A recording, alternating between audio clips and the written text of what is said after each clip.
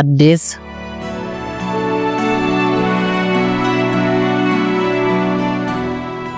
Na eegalchiifte karaa nan xumursiifne garuu gantuu akkati taate dhaloonni kun haa baru.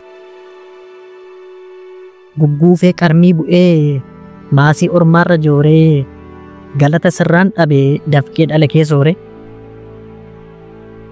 Otoon si maraarfadhu akka bissii qamadii ati maaf na gooteree nama waan buufne badii. Erga ulfan dhalanne garaa kiyyatti feetee maaf qileetti na dhiistee utaaltee tabbaceete. Hunda jalaa miliqeen dhokadhee of adaadaa naa amanamta se'een ansiifan gale waadaa. Otoon sitti baqadhus maashaan koo wal gadhiisee hojjaa buutu diriireen jorga'ee dugdaan ciise. Yooman si dagadheree sin jaaladhaam dhiiga koo furmaanni koo si harka si beeka hiika koo. Garuu yaanni na badee keessa koo sodaachise onnee na keessaa gatees dabeessa na nyaachise. Dhala namaa hundamuu kan maraate anuma otoon jooree jaawwaruu maaf jireenyi koo dhume. Daftee naa ifta se'een otoon taa'ee si eeguu obsa koo fixadheetan kufee of buuse ceekuu. Bukkeetti qicattee aannan kiyya unaa afaan koo qadaaddaa akka qabee bunaa.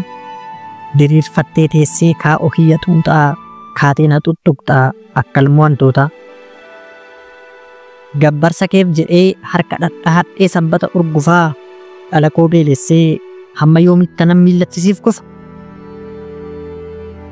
Akka kormaa roobii garba keessaa baatee fixeensa arraabda ulfina kee ittee maasii makee irratti teessee qoree dhaabda. Yoo ofii nyaatanii kan ormaaf laatan laadhu hiree koo du'een bada malee miilla kee xuriidhaan hin yaabdu siree koo. Saree wajjin teenyee takkii wajjin kaane salphootti rigannee salphoo baraataan yartuu wajjin teenyee yartuu wajjin kaanee sabirii dhabneetu namaa gadi taan. Firri lafee hin qabne fira namaan ta'u dhalli guddis badee lafaa namaan ka'u. Firri lafee hin qabne dhuguma firaare firri firaan naane dhuguma jiraare. Dhalli safuu hin beekne dhuguma dhalaare kan ganama bade galgala galaare. Duris nagaadhuma warri harree hin qabne waraabessa wajjin tasa waliin dhabne. Tiruun sobdee laaftu bultee lafee taati lukkuun beelaaf miti balleessiidhaaf haati.